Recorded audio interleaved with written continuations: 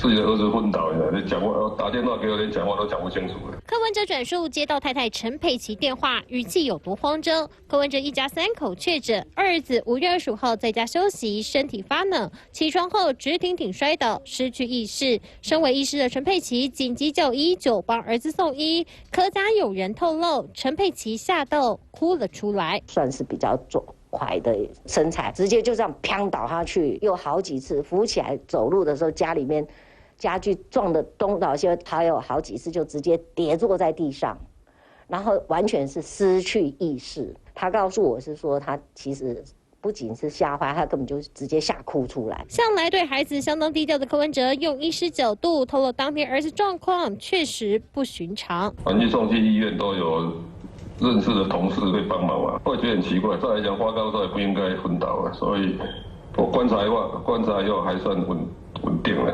谢谢大家的关心哦。但让柯文哲担忧的，除了一家3口确诊之外，还包括他的母亲何瑞英，21号在新竹老家跌倒，还一度住进加护病房。这个家家有本难念的经，你知道，所以身体健康的时候都没问题啊，跌倒了什么的也是很头痛，也是被送去加护病房住了2天再出来，我变成猫熊了，淤血很多了。柯妈收养后出院当天，正值柯文哲儿子身体不适，在家昏倒，紧急送急诊，所幸状况都已经稳定。疫情当前，柯家人状况不少，也让隔离中的柯文哲心情七上八下。3立新闻黄道丰马月文台北报道。